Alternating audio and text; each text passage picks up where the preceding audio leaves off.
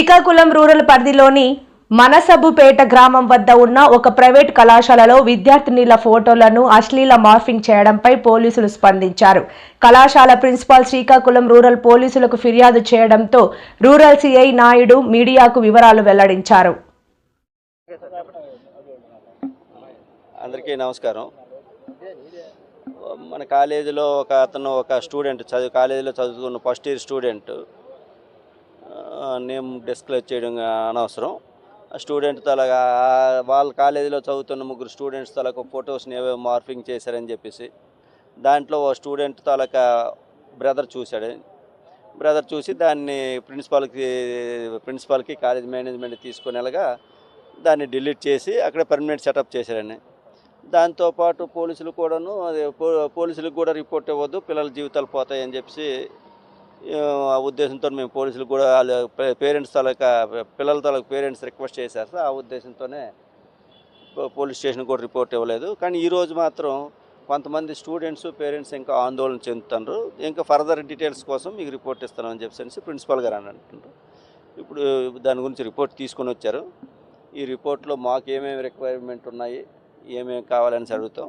ఖచ్చితంగా యాక్షన్ తీసుకుంటాం 100%. ఇది గుణపాఠం కావాలి మిగతా వాళ్ళందరికీ కూడా. సార్ ఏం చెప్పదలుచుకున్నారు సార్ కాలేజ్ స్టూడెంట్స్కి ఏఐ టెక్నాలజీ యూసేజ్ యువత ఎప్పుడు కూడాను టెక్నాలజీని మనకు అనుగుణంగా వినియోగించుకుంటే పర్వాలేదు.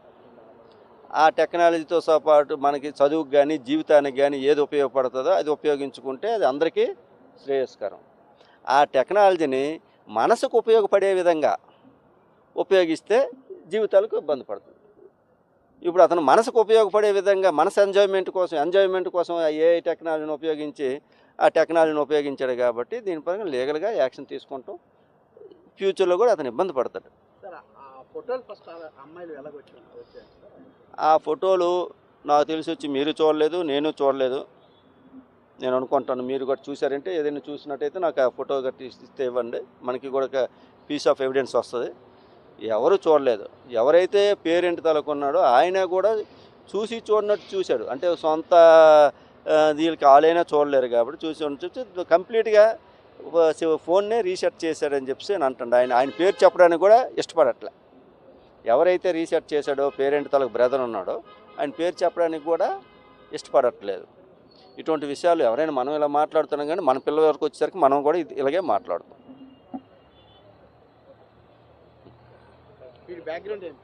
బ్యాక్గ్రౌండ్ ఇంకా మాకన్నా ముందు మీరే వచ్చారు, నేను ఇప్పుడే వచ్చాను. పేరు తెలుసు, అది వెరిఫై చేస్తాను. వచ్చేస్తే పెద్ద ఇష్యూ కాదు. చట్టంలో ఏం చెప్తుంది మార్ఫింగ్ అనేది ఎంత పెద్ద నేరం? చట్ట ప్రకారంగా నేరం 100% చేశాడు. ఐటీ టెక్నాలజీ ప్రకారం ఐటీ యాక్ట్ ప్రకారంగా నేరం చేశాడు. మామూలు బిఎన్ఎస్ఏ ప్రకారంగా నేరం చేశాడు. ఎవరో కూడా ఇంకొక ప్రైవసీని భంగపరిచే హక్కు ఎవరికీ లేదు.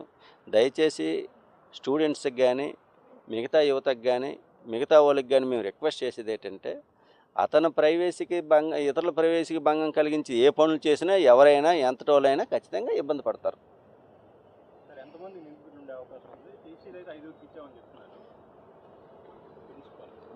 లేదే రిపోర్ట్ చదివాను. రిపోర్ట్ చదివితే ఒకరి మీద ఇచ్చారు, 5 ఇచ్చినట్టే నా రిపోర్ట్లో ఏం కనిపించలేదు.